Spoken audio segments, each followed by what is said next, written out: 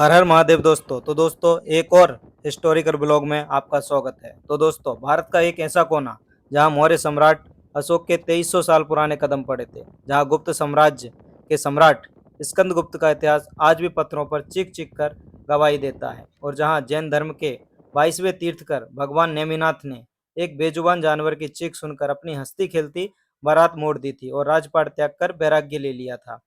जी हाँ, इसे पुराणों में रेपतक और उरियंत कहा गया है। यह है राजसी गिरनार पर्वत। इस एक पहाड़ पर सनातन धर्म का सर्वोच्च शक्तिपीठ है, तो वहीं दूसरी ओर जैन धर्म का महातीर्थ भी है।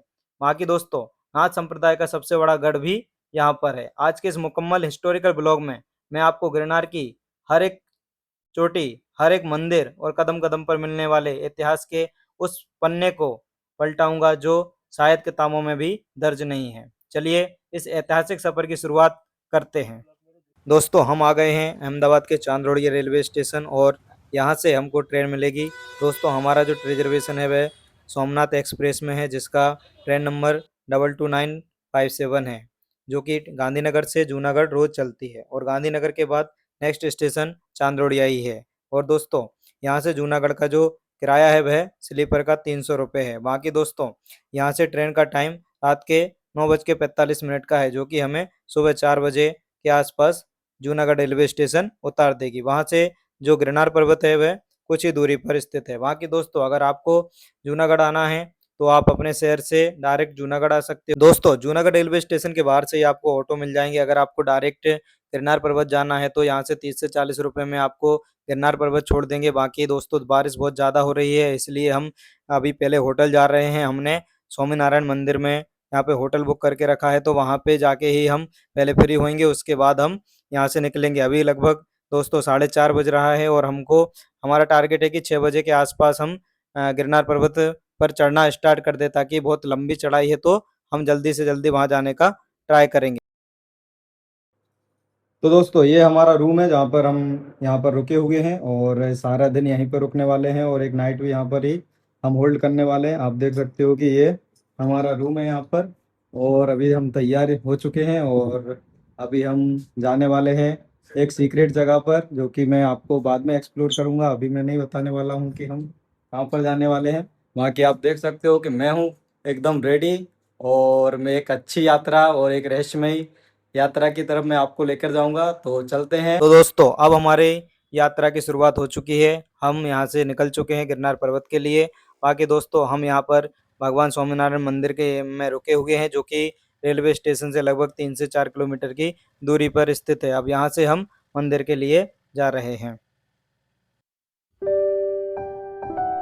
तो दोस्तों इस ऐतिहासिक यात्रा में मैं आपको इतिहास के साथ साथ मैं रियल एक्सपीरियंस भी आपके साथ शेयर करते जाऊंगा कि आज के समय, आधुनिक समय में आज कैसे यात्रा स्टार्ट होती है, क्या क्या प्रोसीजर हो रहा है, और कैसे लोग यहाँ पर आते हैं। तो दोस्तों अब हम आ चुके हैं यहाँ पर गिरनार पर्वत के जो एंट्री गेट है उसके जस्ट सामने, और आप देख सकते हो कि यहाँ पर दुकानें लगी हुई है, और यहाँ से हम जो चीज़ें चाहिए वो हम ले सकते हैं। तो दोस्तों बारिश बहुत ज़्यादा है, और अभी अभी बारिश बहुत ज़्यादा है, इसलिए यहाँ भी जब भी आओ तो सबसे पहले तो अपने मोबाइल सेफ्टी के लिए मोबाइल कवर ले लो, और साथ ही अब अभी बारिश बहुत ज़्यादा है, इसलिए फिसलन बहुत ज़्यादा है, तो सीढ़ियों पर फिसलन बहुत होगी। इसलिए सबसे प्राइमरी हमको यहाँ पर सेफ्टी के लिए यहाँ पर ये लकड़ी का डंडा जो है वो ले लेना है। और अभी भाई ने बताया कि ज़्यादा भारी लकड़ी नहीं लेना है, क्योंकि बहुत ऊंचाई 9,999 सीढ़ी है, इसलिए ये वजन भी बहुत भारी लगने लगेगा। इसलिए एकदम हल्की लकड़ी लो ताकि अच्छा रहे। और हम भी यहाँ से अभी तो लकड़ी ले लिया है।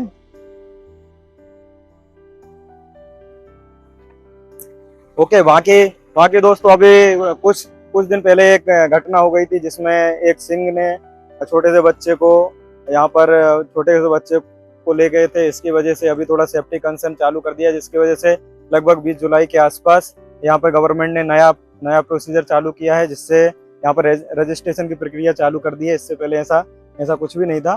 तो अभी हम चलते हैं रजिस्ट्रेशन के लिए। यहाँ पर QR कोड है, अगर जिसके पास स्मार्टफोन है तो यहाँ पर QR कोड लगे हुए हैं, उससे स्कैन करके हम रजिस्ट्रेशन की प्रोसेस पूरी कर सकते हैं। अदरवाइज जिसके पास स्मार्टफोन नहीं है तो यहाँ पर ऑफलाइन भी ये सारी सुविधाएं उपलब्ध है। तो हम निकलते हैं और आगे के देखते हैं रजिस्ट्रेशन की क्या प्रक्रिया है, और वहाँ की रजिस्ट्रेशन कराते हैं। उसके लिए अपने को आधार कार्ड या कोई भी आइडेंटिटी लाना होता है। तो चलिए, यात्रा में जरूरी सामान खरीदने के बाद अब हम आ चुके हैं गिरनार पर्वत के एंट्री पॉइंट पर। तो दोस्तों, ये है यहाँ पर एंट्री पॉइंट जहाँ से हम गिरनार पर्वत की यात्रा के लिए जाने वाले हैं। तो दोस्तों, अब हम देखेंगे कि क्या प्रोसीजर है।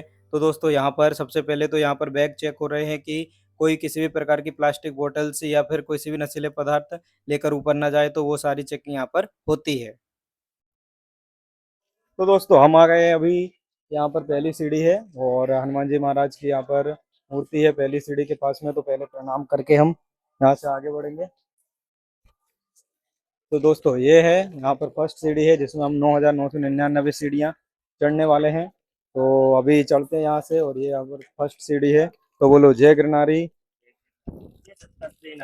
हमारी यात्रा मंगल में हो। 9,999 सीढ़ी हम चढ़ जाएं, पहली बार अभी इतना लंबा सफर मैं चढ़ने वाला हूँ। तो देखते हैं दोस्तों कैसे हम पूरा कर पाते हैं। तो चलिए, आपको लेकर चलते हैं इस यात्रा की ओर। बोलो जय गिरनारी, जय गिरनारी।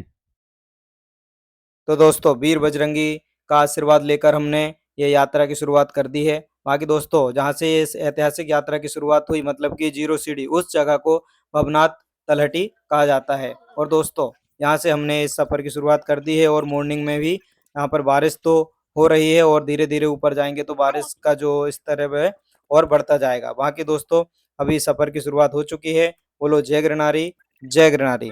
बाकी दोस्तों, धीरे धीरे जैसे जैसे ऊपर जाएंगे, यहाँ पर रास्ते में बहुत सारे मंदिर हमको मिलेंगे। तो जैसे कि आप देख सकते हो कि यहाँ पर एक गेट मिलता है जिसको दत्त मंदिर कहा जाता है। ऐसे छोटे छोटे मंदिर रास्ते में आएंगे। बाकी तो दोस्तों, बोर्ड देखकर आपको अंदाजा आ गया होगा कि ये कितनी डेंजरस जगह है। यहाँ से ही जो शेर है उनका रास्ता है, और वो यहाँ से सीढ़ी होकर यहाँ पर से क्रॉस करते हुए बहुत बार देखे गए हैं। इसलिए ये इंस्ट्रक्शन यहाँ पर दिए हुए हैं कि स्लो जाएं और कोई भागा दौड़ी ना करे, क्योंकि यहाँ से उनका रास्ता है और वो बहुत बार यहाँ पर देखे गए हैं।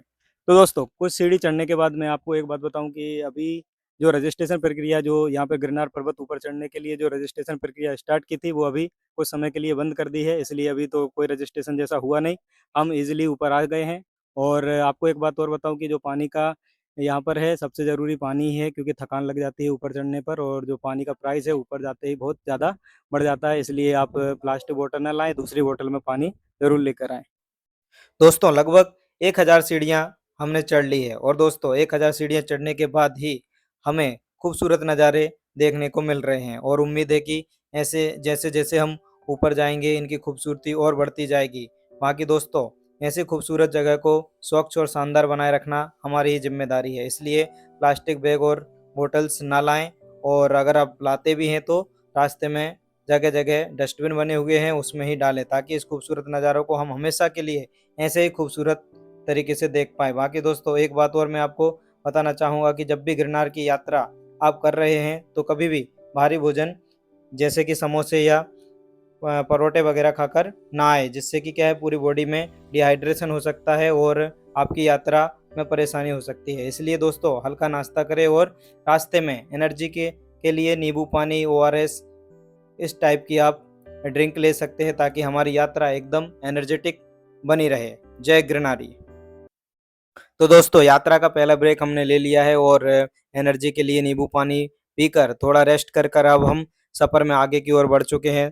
बाकी दोस्तों, अब आप देख सकते हो कि जब हमने स्टार्ट किया था तो बारिश हो रही थी, और साथ ही साथ हमने रेनकोट और सारी चीज़ें पहन के रखी थी। लेकिन जैसे जैसे अभी कुछ सीढ़ियाँ हम चढ़ कर ऊपर आए हैं, तो दोस्तों, इतनी ज़्यादा गर्मी और इतनी ज़्यादा हीट हमको फील हो रही है कि अभी रेनकोट और बाकी सारी चीज़ें हमने निकाल दी है। अब बारिश भी आए तो भी हम ऐसे ही आगे जाने वाले हैं। तो दोस्तों, ये गिरनार पर्वत की लगभग 2100 सीढ़ियाँ चढ़ने के बाद हम पहुंच चुके हैं इस पर्वत के सबसे बड़े रहस्य, यानी राजा भर्तहरि और गोपीनाथ की प्राचीन गुफा के सामने।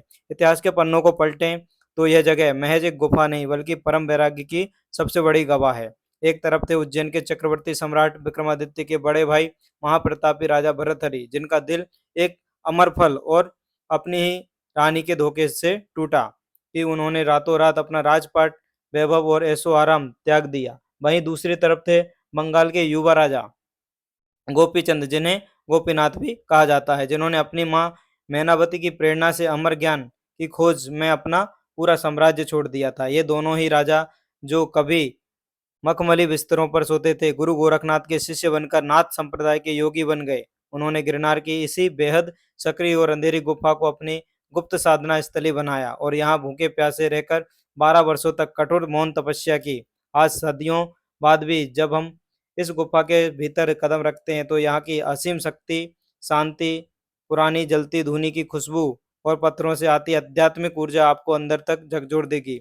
यह जगह हमें सिखाती है कि संसार में चाहे कितनी भी दौलत कमा लो, असली शांति भीतर ही मिलती है। तो दोस्तों, ऐसे ही इतिहास हम आपको बताते रहेंगे। ये हमारा पहला स्टेप था और जहाँ पे हमने इनके बारे में आपको बताया। आगे दोस्तों, इस खूबसूरत सफर में अब आप देखोगे कि कितने ऊपर से पत्थरों से पानी और कितना साफ पानी ये गिर रहा है। यही पानी दोस्तों सारे यात्री जो यहाँ पर यात्रा कर रहे हैं वो यही पानी पी रहे हैं। तो दोस्तों, ये जन्नत, गिरनार का जन्नत जो आपको मैं दिखा रहा हूँ, ये है जन्नत। जो नहीं आया वो वंचित रह गया, आगे जो आया उसने जन्नत के आनंद लिए। तो तो जय दोस्तों, गिरनारी। अभी हम लगभग 3000 के आसपास सीढ़ियां चढ़ चुके हैं और दोस्तों ऐसे खूबसूरत नज़ारों का आनंद लेने और आपको ऐसे खूबसूरत नज़ारे दिखाने के लिए हम यहाँ पर रुके हैं। बाकी दोस्तों, आप देख सकते हो कि बादलों के हम कितने करीब आ चुके हैं। बाकी दोस्तों, यही पानी जो सारे यात्री जहाँ पर आते हैं वो यही पानी पीते हैं। बाकी दोस्तों, हम भी यही पानी पीकर धीरे धीरे आगे बढ़ रहे हैं और ऐसे ही हमारी यात्रा आगे बढ़ रही है। बाकी दोस्तों, बहुत ही ज़्यादा आनंद आ रहा है और बहुत ही ज़्यादा आनंद फील हो रहा है यहाँ आकर और ऐसा लग रहा है कि ये यात्रा हमारी लाइफ की सबसे बेस्ट यात्रा होने वाली है और बेस्ट डिसीजन है जो कि हम इस मौसम में इस यात्रा को देखने के लिए आए। बाकी दोस्तों, आप देख सकते हो कि कितना सारा पानी, ऐसा लग रहा है जैसे कि सारे झरने यहाँ पर चल रहे हैं और इतना खूबसूरत नज़ारा दोस्तों इससे पहले मैंने कभी नहीं देखा। आप भी दोस्तों आओ और यहाँ पर ऐसे ऐसे खूबसूरत नज़ारों का आनंद आप ले सकते हैं। तो दोस्तों, अब चलते हैं, हम थोड़ा आगे की ओर बढ़ते हैं। अभी ऐसे रेस्ट करके आगे की ओर बढ़ सकते हैं। बाकी दोस्तों, आप देख सकते हो कि ऐसी सीढ़ियाँ यहाँ पर है।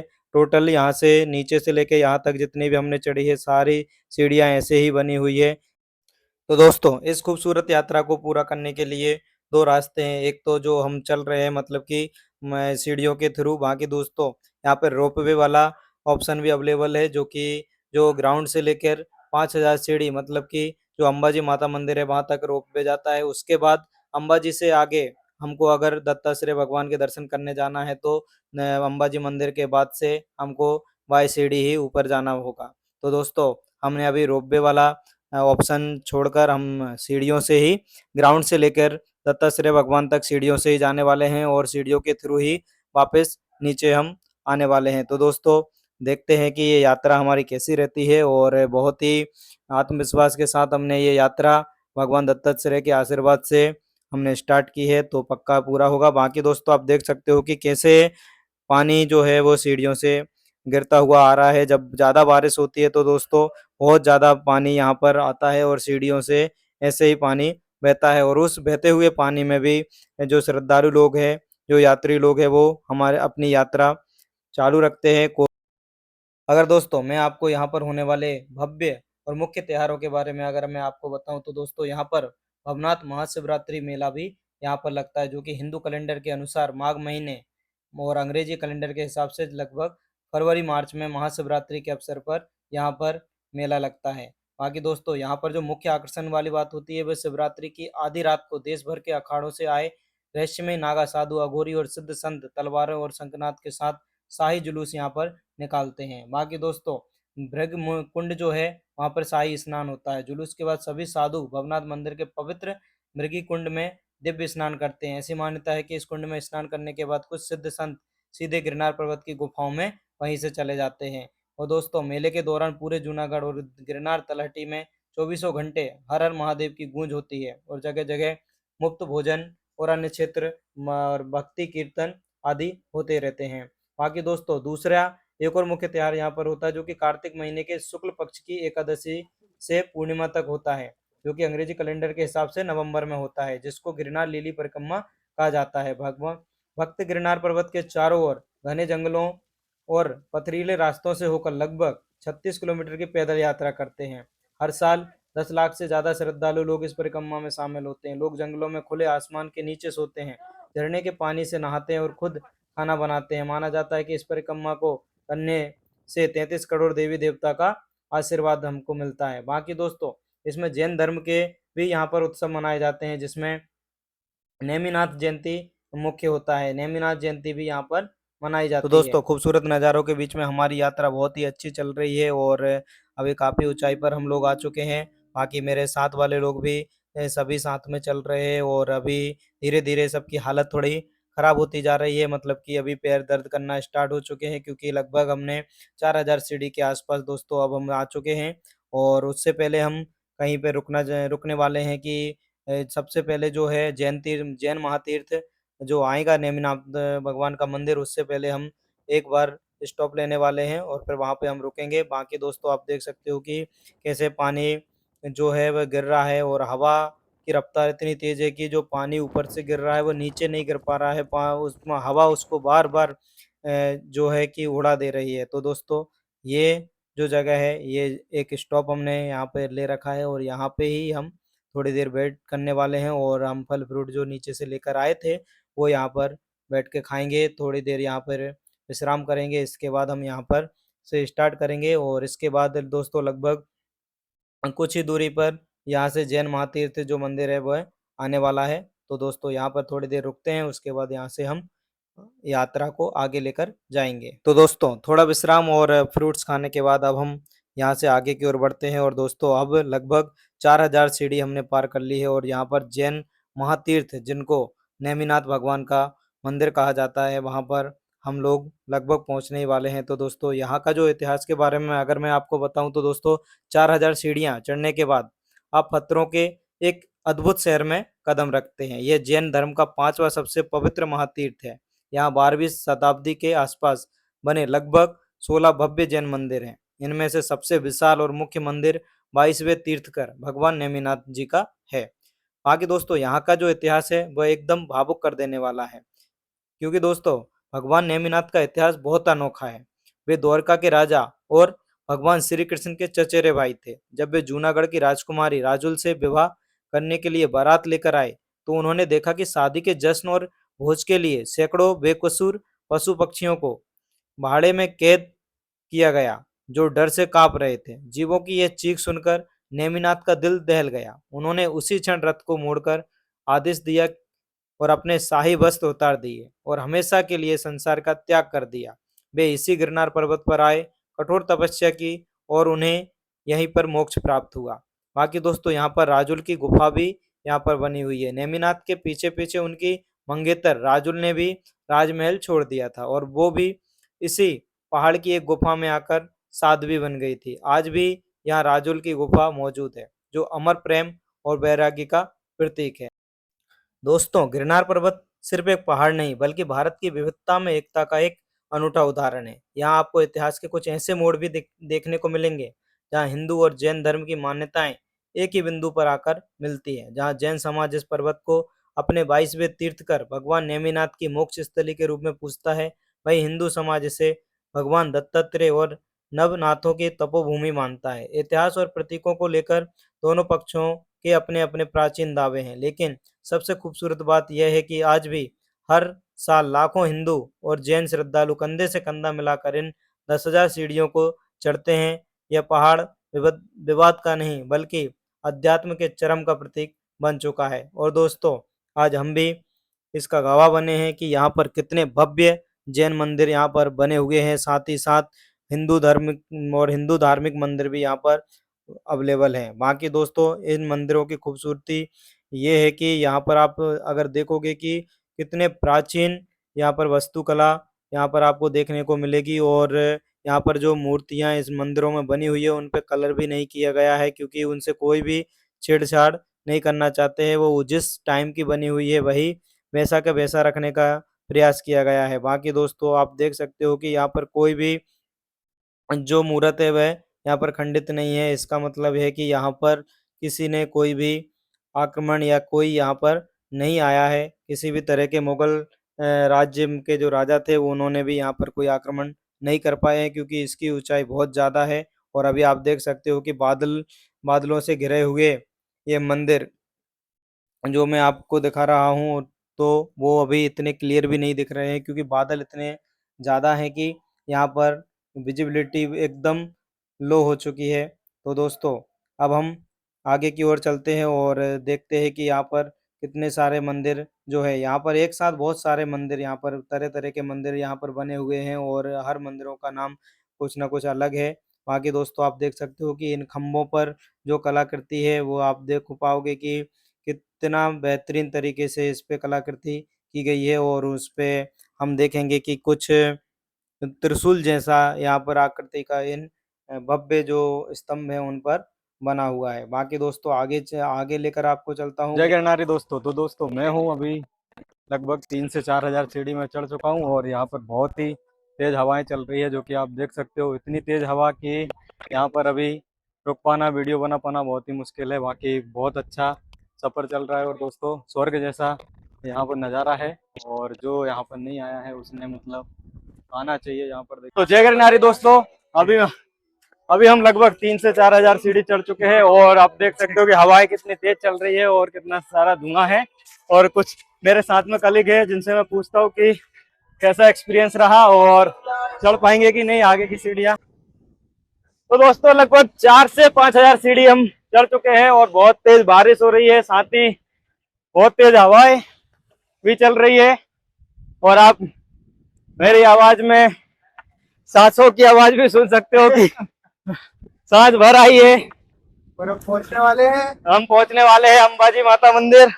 मेरे साथ में एक भाई भी है हमारे साथ, तो जानेंगे कि भाई का एक्सपीरियंस कैसा चल रहा है, क्योंकि मेरी तो पहली बार आया हूँ और हालत एकदम खराब हो चुकी है।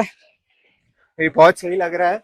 हाँ, जितनी जितनी ऊंचाई पे ज्यादा जाते जा रहे, बारिश और तेज तूफान हवाएं और बढ़ती जा रही है। मैं भी आज हाँ। पहली बार पूरा चढ़ रहा हूँ, बेस से पूरा चढ़ रहा हूँ, वरना मैं रोपवे से आता हूँ। आज ये भाई साहब मुझे मिल रहे हैं, सभी भाई हाँ। के साथ ये पूरे जर्नी कंप्लीट करना है हमें दत्त मंदिर तक का। आप बने रहिए, हम दर्शन लेके रहेंगे। अभी उम्मीद नहीं छोड़ी है हमने, यस, पहुंच के रहेंगे। हमारे दोस्त लोग पीछे है, आ रहे हैं वो भी। हमारे दोस्त भी कलीग साथ में है, उनकी भी अभी हालत एकदम खराब चल रही है। हाँ, दोस्तों मैं लेके आया था ये रेनकोट और अभी इसका वजन भी मेरे को बहुत भारी लग रहा है। बादलों से ऊपर है, बारिश नीचे गिर रहे हैं, हम लोग बादलों से ऊपर है। बादल से ऊपर हम लोग चल रहे हैं। बाकी दोस्तों घर से तैयारी करके ना आए, यहीं से आके यहाँ का रेनकोट खरीदे, ताकि वो कम से कम वजन गिरेगा और ज्यादा से ज्यादा नहीं गिरेगा। कुछ मत नीचे। वहाँ की रेनकोट पहने रहोगे तो कितनी भी बारिश और ठंडी हो वहां, लेकिन आपको एकदम गर्मी लगने वाली है, इसलिए रेनकोट की जरूरत नहीं है। यहाँ आओ और मस्त बिना रेनकोट के सफर पूरा करो दोस्तों के साथ आगे। आप देख सकते हो कि कितनी तेज हवाएं चल रही है और कितने सारे लोग हमारे साथ में चल रहे हैं। बाकी दोस्तों फर्स्ट टाइम मैं ये इतना ऊपर का पर्वत चढ़ रहा हूँ। कोई नहीं, धीरे धीरे आराम से, थोड़ा रुक रुक के, बीच बीच में आराम करते करते ये सफर हम पूरा करेंगे। तो दोस्तों, हम माता अंबाजी माता मंदिर के बहुत ही करीब पहुंच चुके हैं, और दोस्तों यहाँ पर ही सबसे तेज गति से जो हवा की जो रफ्तार है वो बहुत ज़्यादा बढ़ चुकी है। इसलिए दोस्तों हमेशा सीढ़ी के साइड साइड चले और जो साइड में सपोर्ट बना हुआ है उसका सहारा लेकर चले, क्योंकि बहुत तेजी से हवा के झोंके आते हैं, तो दोस्तों बैलेंस बिगड़ने का भी बहुत डर रहता है। इसलिए हम बहुत ही सेफ्टी के साथ आगे बढ़े। बाकी दोस्तों जो लोग नहीं आए हैं उनको जरूर आना चाहिए। परेशानी तो है लेकिन मजा भी है परेशानी के साथ साथ। और उसका एडवेंचर है दोस्तों। हाँ, उसका अनुभव तो यहाँ पे आके ही पता चलेगा कि कैसे मजे हैं। घर बैठे बैठे कुछ नहीं हो सकता दोस्तों, निकलो घर से बाहर और आ जाओ। जय गिरनार, जय गिरनार, जय गिरनार।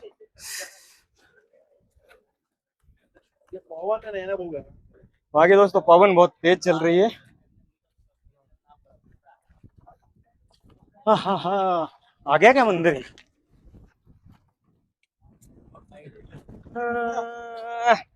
चलो भाई। बाकी भाइयों ने यात्रा पूरी कर ली है और चेहरे पे चेहरे पे झलक रही है कामयाबी। तो दोस्तों अब हम आ चुके हैं 5000वीं सीढ़ी जहाँ पर माता अम्बा जी का मंदिर बना हुआ है।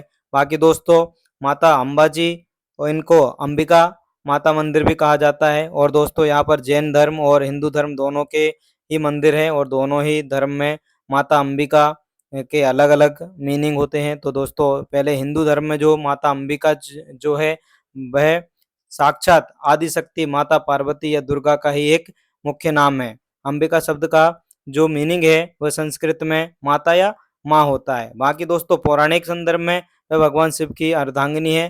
गिरनार के संदर्भ में इसे एक पवित्र शक्तिपीठ माना जाता है जहाँ माता सती का पेट यहाँ पर गिरा था। बाकी दोस्तों वे जो माता जी है वह शेर पर सवार है और दुष्टों का संहार करने वाली शक्ति माँ माता देवी।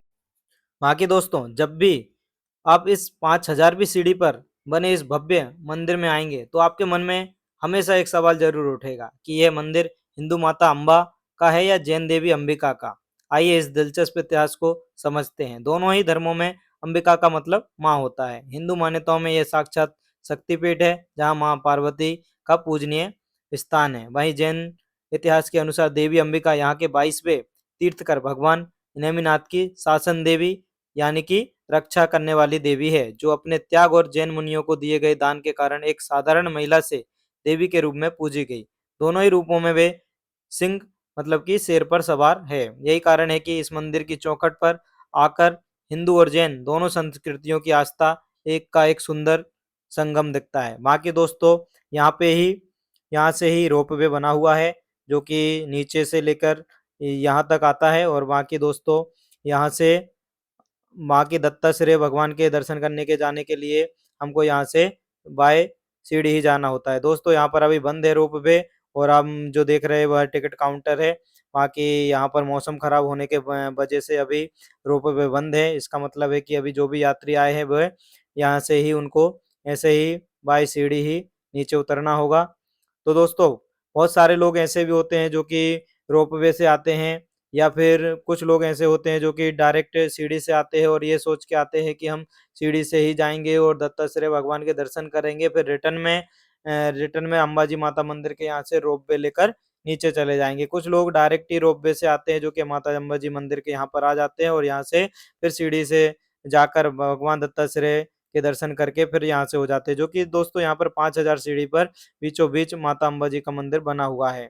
तो दोस्तों यहाँ पर ऊंचाई पर एक पुलिस स्टेशन भी है। अगर यात्रियों को किसी प्रकार का प्रॉब्लम होता है तो उसके लिए यहाँ पर प्रशासन ने पुलिस स्टेशन भी इतनी ऊंचाई पर अंबाजी माता मंदिर के पास में बना रखा है। बाकी दोस्तों यहाँ से थोड़ी आगे हम जाएंगे तो यहाँ पर ही अगर हमें किसी प्रकार का नाश्ता या खाना अगर हमको खाना है तो दोस्तों अंबाजी माता मंदिर के पास में ही यहाँ पर रेस्टोरेंट है और वहाँ पर ही खाना मिलता है। इसके अलावा दोस्तों यहाँ पर आसपास और कोई भी ऐसी जगह नहीं है। जब हम स्टार्टिंग नीचे से स्टार्ट करते हैं कुछ चलना तो यहाँ पर आने में लगभग 3 से 4 घंटे लग जाते हैं। और दोस्तों यहाँ पर हम नाश्ता या फिर कई लोग जो ज़्यादा सुबह जल्दी निकलते हैं तो वो भगवान दत्तात्रेय के दर्शन करने के बाद फिर से यहाँ आकर लंच करते हैं। तो दोस्तों यहाँ पर ये मैं आपको दिखा रहा हूँ कि यहाँ पर साइट में ही यहाँ पर रेस्टोरेंट टाइप के बने हुए हैं और वहाँ पर आपको जो भी है यहाँ पर जो चीज़ें मिलती है प्रसादी के रूप में आप यहाँ पर खा सकते हैं। बाकी दोस्तों यहाँ पर तो कुछ नाश्ता वगैरह करके हम यहाँ से निकल सकते हैं। तो दोस्तों थोड़ा रेस्ट करने के बाद अब यहाँ से हम माता अंबाजी मंदिर के पास से अब हम यहाँ से निकलेंगे। बाकी दोस्तों रास्ते में आपको फल फ्रूट और आप देख सकते हो कि यहाँ पर रास्ते रास्ते में एनर्जी के लिए जो फ्रूट्स होते हैं वे हमेशा आपको हर जगह पर मिल जाएंगे। दोस्तों अंबाजी की चढ़ाई के बाद घुटनों को जाम कर देने वाली सीढ़ियों को पार करके अब हम खड़े हैं पूरे गुजरात के सबसे ऊंचे बिंदु पर गुरु गोरखनाथ शिखर। समुद्र तल से 3666 फीट की ऊंचाई पर हवा का दबाव और ये तैरते हुए बादल आपको महसूस कराते हैं कि आप सचमुच बादलों के ऊपर आ चुके हैं। यह बहुत पवित्र स्थान है जहाँ नाथ संप्रदाय के महायोगी गुरु गोरखनाथ ने अपनी दिव्य तपस्या की थी। यहाँ मेरे पीछे जो आप धुनी देख रहे हैं इसके बारे में कहा जाता है कि ये सदियों से बिना बुझे लगातार जल रही है। अघोरी संतों और योगियों के लिए इस चोटी का आध्यात्मिक महत्व किसी वरदान से कम नहीं है। वे कहते हैं कि जब तक गुरु गोरखनाथ जी का बुलावा ना आए तब तक कोई भी इंसान इन सीढ़ियों को पार करके यहाँ तक नहीं आ सकता। बाकी दोस्तों अगर मैं गुरु गोरखनाथ जी के बारे में बताऊं कि गुरु गोरखनाथ कौन थे तो दोस्तों मैं आपको बताऊं कि यह नाथ संप्रदाय के एक आदि पुरुष हैं, जो कि पौराणिक मान्यताओं के अनुसार भगवान शिव इस संप्रदाय के पहले गुरु हैं। उनके बाद महासिद्ध मतेंद्र नाथ हुए और उनके सबसे प्रतापी और प्रधान शिष्य गुरु गोरखनाथ थे। बाकी दोस्तों, गुरु गोरखनाथ जी ने भारत में हठ योग और प्राणायाम की कठिन विधाओं को व्यवस्थित और लोकप्रिय बनाया। उन्होंने समाज में फैले आडंबरों को त्याग कर अंतरात्मा की शुद्धि जैसे मार्ग अपनाए। बाकी दोस्तों, लोक कथाओं और हठयोग के ग्रंथों में माना जाता है कि गुरु गोरखनाथ समय और उम्र के बंधनों से परे थे। वे अलग अलग युगों में सिद्ध रूप में प्रकट होते रहे हैं। नेपाल के गोरखा लोगों और सैनिकों का भी इन्हीं। बाकी दोस्तों, गुरु गोरखनाथ जो है वो सबसे ऊंचाई पर और सबसे ऊंची चोटी है। वहां से अब हम एकदम नीचे की ओर उतरेंगे और कुछ सीढ़ियां नीचे की ओर उतरने के बाद फिर हम गुरु दत्तात्रेय भगवान की खड़ी सीढ़ियां चढ़ेंगे। बाकी दोस्तों, इतनी ऊंचाई पर अगर प्राकृतिक सौंदर्य की बात करें तो यह चोटी इतनी ऊंची है कि सर्दियों और मानसून के दिनों में यह पूरी तरह बादलों से घिर जाती है। यहाँ से खड़े होकर नीचे देखने पर गहरी खाइयां और जूनागढ़ के जंगल लुभावने लगते हैं। बाकी दोस्तों, यहाँ की साधना का केंद्र इस जगह को कहा जाता है। यहाँ गुरु गोरखनाथ के पद चिन्ह मतलब कि उनके चरण पद का स्थापित है। इस चोटी के आसपास की गुप्त गुफाओं में आज भी नाथ संप्रदाय के योगी कड़ाके की ठंड में विपरीत मौसम में भी गुप्त रूप से यहाँ पर साधना किया करते हैं। बाकी दोस्तों, आप देख सकते हो कि यहाँ पर हवा की गति जो है वह बहुत ही तेज बढ़ चुकी है, क्योंकि ये हम अभी सबसे ऊंची चोटी पर हैं और यहाँ पर बहुत ही मुश्किल हो रहा है यहाँ पर सफर तय करना, क्योंकि अभी बहुत तेज हवा चल रही है। हवा की गति दोस्तों इतनी ज़्यादा है कि अभी बहुत ही डर लग रहा है और यहाँ से निकलने में भी बहुत मुश्किल हो रहा है, क्योंकि एकदम से जो हवा के झोंके हैं वो बहुत ही तेज़ी से आ रहे हैं, क्योंकि अभी बारिश का सीज़न भी है और ऊंचाई हम बहुत ही ज़्यादा है, इसलिए यहाँ पर बहुत तेज़ हवा चल रही है। इसलिए अभी हम यहाँ पर थोड़ी देर के लिए रुके हैं और बाकी लोगों को देख रहे हैं जो कि यात्रीगण हैं वो जा रहे हैं। तो थोड़ी देर के बाद यहाँ से हम निकलेंगे। बाकी दोस्तों, बहुत ही मज़ेदार ये सफ़र चल रहा है और अब हम हमारी लास्ट जो मंजिल है भगवान दत्तात्रेय उनकी ओर जाने वाले हैं, क्योंकि अभी हमने एक एक करके सारी चीज़ें यहाँ पर देख ली है। अभी सबसे लास्ट में हमारे सबसे इम्पोर्टेंट और सबसे जब हमारी इस यात्रा सफल होगी तब हम भगवान दत्तात्रेय के दर्शन करेंगे। और बाकी दोस्तों, उनके दर्शन के लिए हमको फिर से एक और चोटी, क्योंकि इस एकदम खड़ी पहाड़ी है, उसको चढ़ना पड़ेगा और वह सफ़र बहुत ही मुश्किल होने वाला है। तो दोस्तों, अब हम यहाँ से निकल चुके हैं और सफ़र में आगे की ओर। बाकी दोस्तों, आप सामने की ओर देखोगे तो कुछ भी नहीं दिख रहा है, दोनों ओर केवल आप देख सकते हो कि बादल ही बादल है और बीचों बीच एक सीढ़ियाँ जा रही है, केवल उतना ही हमको विजिबल हो रहा है। बाकी आसपास कुछ भी चीज़ यहाँ पर नहीं दिख रहा है, क्योंकि हवा का बहाव भी इतना तेज़ है और बाकी बादल इतने छाए हुए हैं इस समय की बाकी कुछ भी चीज़ें हमको दिखाई नहीं दे रही है। तो दोस्तों, धीरे धीरे करके हम यहाँ से अब आगे की ओर बढ़ते हैं। बाकी तो दोस्तों, भगवान गुरु गोरखनाथ के बाद अभी हम आ चुके हैं भगवान दत्तात्रेय के मुख्य द्वार पर। तो दोस्तों, आप देख सकते हो कि यहाँ पर दो गेट जो है वो आपको दिख रहे हैं, जिसमें एक गेट जो है वह भगवान दत्तात्रेय के चरण पादुका मतलब कि जो ऊंचाई पर स्थित है वहां की ओर जाता है, जबकि दूसरा जो द्वार है वहां से उस गेट से हम अगर जाएंगे तो दोस्तों ऊपर की ओर नहीं बल्कि नीचे की ओर जाएंगे, जहाँ पर गुरु दत्तात्रेय भगवान का जो संस्थान है उनका वहाँ पर अन्न क्षेत्र बना हुआ है, जहाँ पर प्रसादी जो है वहाँ पर फ्री ऑफ कॉस्ट यहाँ पर प्रसादी दी जाती है। बाकी दोस्तों, आप सोच सकते हो कि इतनी ऊंचाई पर आकर डेली हजारों यात्री हजारों श्रद्धालु लोग यहाँ पर आते हैं और उनका यहाँ पर प्रसाद मुफ्त में मिलना मतलब कि बहुत ही जन्नत जैसा। तो दोस्तों, अब हम उस जगह पर आ चुके हैं जिसके लिए हमने ये यात्रा स्टार्ट की थी और इतनी कठिन यात्रा के बाद हम आ चुके हैं भगवान दत्तात्रेय जी के दर्शन के लिए। और आप जो सामने मंदिर देख रहे हो वही भगवान दत्तात्रेय जी का मंदिर है। बाकी दोस्तों, बहुत ज़्यादा यहाँ से लाइन लग जाती है, सिंगल लाइन यहाँ पर हो जाती है। ऊपर आकर आपको एक ही लाइन से लगना होता है, क्योंकि ऊपर ज़्यादा स्पेस नहीं है, इसके लिए यहाँ से लाइन लगाई जाती है। बाकी दोस्तों, भगवान दत्तात्रेय का इतिहास और स्वरूप अत्यंत दिव्य है, जिन्हें ब्रह्मा विष्णु और महेश का संयुक्त और एकत्रीकरण अवतार माना जाता है। सतयुग में महर्षि अत्रि और माता अनसुईया के घर जन्मे भगवान दत्तात्रेय अघोर पंथ नाथ संप्रदाय और हठ योग के आदि गुरु हैं। उन्होंने किसी एक व्यक्ति के बजाय प्रकृति के तत्वों जैसे पृथ्वी पानी मकड़ी से सीखकर अपने 24 गुरु बनाए थे। गुजरात का गिरनार पर्वत उनकी मुख्य तपभूमि स्थली रहा है। यहाँ इसकी अंतिम 10,000वीं सीढ़ी पर एक बेहद सक्रिय चोटी पर उनकी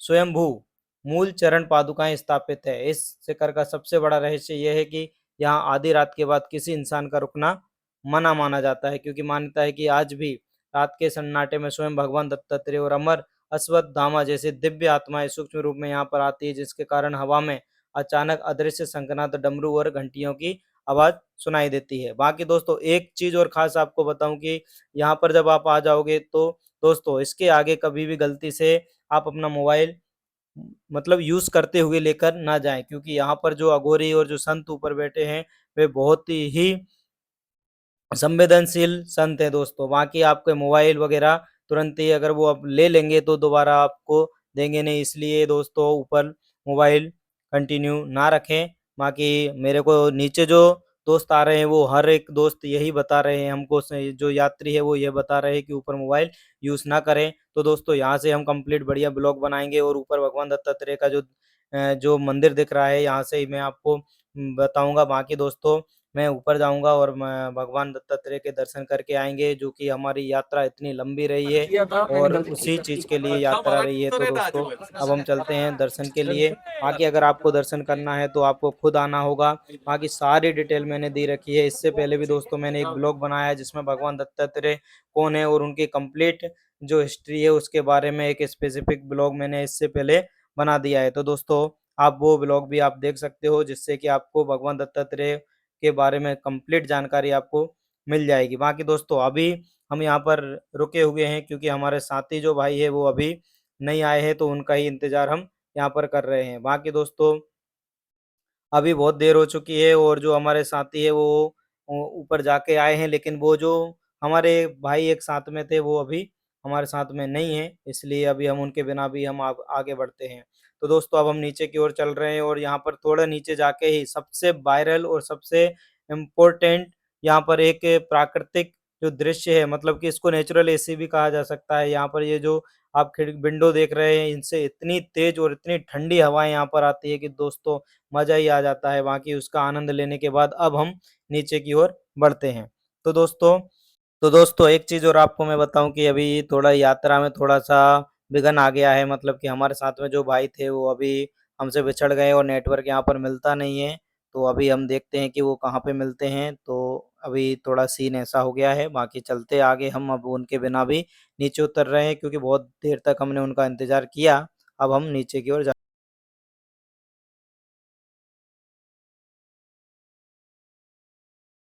तो दोस्तों खो गया है हमारा दोस्त और 1 घंटे उसके हाँ एक घंटे हमने उनका इंतजार किया कि भाई वापस आएंगे, लेकिन मिले नहीं। तो अब हम मजबूरी में रिटर्न हो रहे हैं और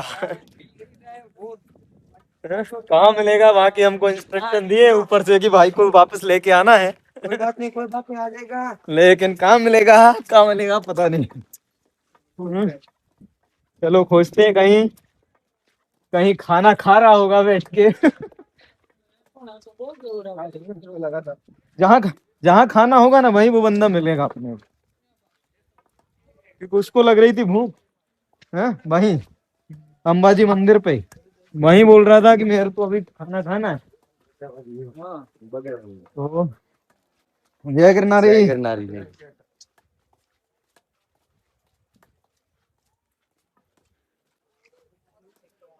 तो भाइयों अभी चल रहे हैं नीचे, देखते हैं और नीचे कुछ लंच का होगा। हाँ लंच का नीचे है तो वहीं लंच करेंगे, क्योंकि बहुत भूख लग रही है। समय 1 बज गया है और अभी हमारे भाई बंद को भी देखना है कि कहाँ पे गया है अभी भाई है। थोड़ा ट्रिप में थोड़ा अभी टेंशन आ गया है। टेंशन आ गया है कि भाई मिलेगा उसके बाद वापस मौज करना चालू करेंगे। गया कहाँ पर मिलेगा मिलेगा, चलो। नेटवर्क की वजह से, नहीं तो फोन कर देगा था वो, पता नहीं अभी।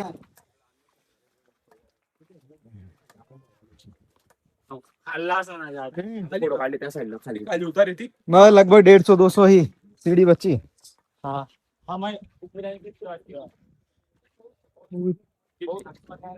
लगभग 200 होगा। हम लोगों को 5 मिनट में उतरे यहाँ तक, तो देख लो।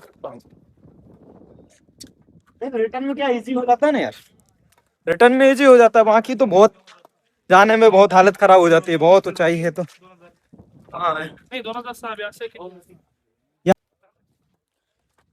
तो दोस्तों, दत्ताश्रेय भगवान के दर्शन करने के बाद अब हम निकल चुके हैं नीचे की ओर। आगे चारों ओर आप देख सकते हो कि कितनी ज्यादा कोहरा छाया हुआ है।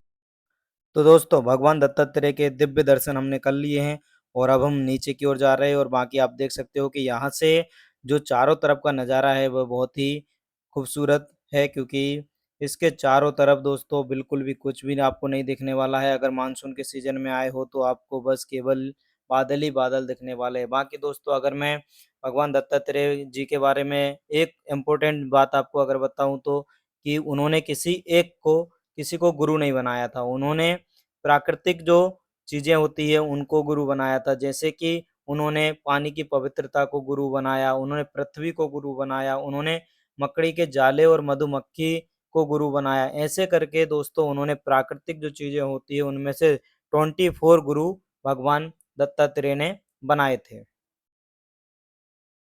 चलो हम लोग नीचे उतर के खा के तो लिया, उधर ही बैठे थे। तो दोस्तों दत्ताश्रेय मंदिर से लेकर अन्य क्षेत्र से लेकर अभी हम अंबाजी के लगभग पहुंचने वाले हैं। तो भी हमें जिस भाई की तलाश थी वो अभी तक नहीं मिला है।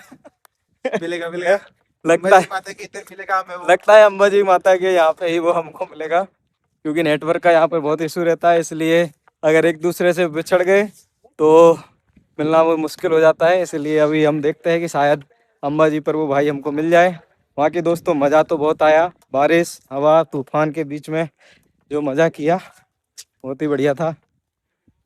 मिलेगा भाई हमारा अंबाजी पर।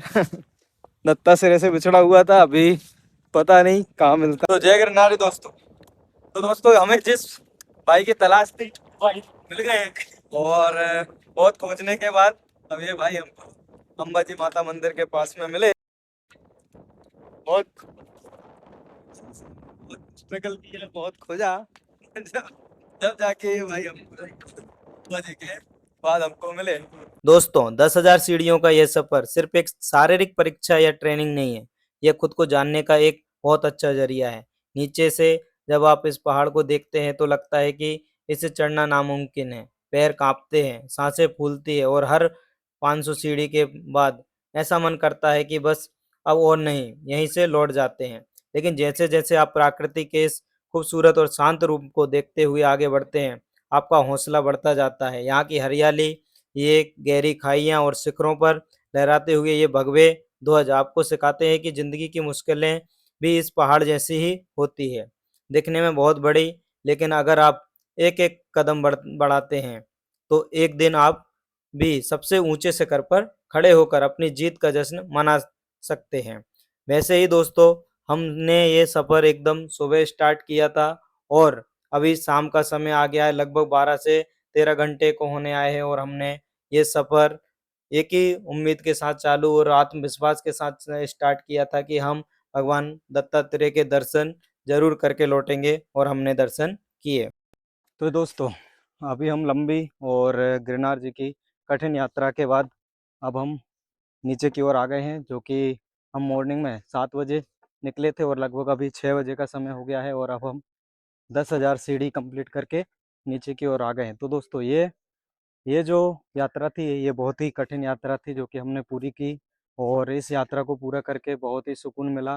रास्ते में बहुत सारी तेज़ तूफान और बारिश और भी थी, लेकिन हमने हार नहीं मानी और हमने सबसे ऊंची शिखर दत्तात्रेय जी के दर्शन करके फिर अभी हम रिटर्न नीचे की ओर आ गए हैं। तो दोस्तों, सबसे रिक्वेस्ट है कि ज़रूर इस यात्रा में शामिल हो, सारे लोग यहाँ पर आए और आनंद लें। बाकी दोस्तों, ऐसे ही ऐतिहासिक ब्लॉग वीडियो में लाता रहूँगा। बाकी दोस्तों, अभी बहुत ही हालत बहुत ज़्यादा ख़राब हो गई है, इसलिए ज़्यादा समय नहीं लेते हुए मैं आपको बोलूँगा कि आप यहाँ पर ज़रूर आओ, बहुत ही सुकून और बहुत ही आनंद मिलेगा। बाकी दोस्तों, ये ब्लॉग बहुत ही ऐतिहासिक और एन्जॉयफुल रहा, और ऐसे ही ऐतिहासिक ब्लॉग को देखने के लिए भारत सागा को ज़रूर सब्सक्राइब करें। ऐसे ही हम ब्लॉग लाते रहेंगे और एडवेंचर और ऐतिहासिक हिस्ट्री हम ज़रूर आपको दिखाते रहेंगे। तो दोस्तों, जय गिरनार, जय गिरनार। मिलते हैं ऐसे ही फिर एक कहीं ऐतिहासिक जगह पर ऐतिहासिक ब्लॉग के साथ। तब तक के लिए जय गिरनार, जय श्री राम।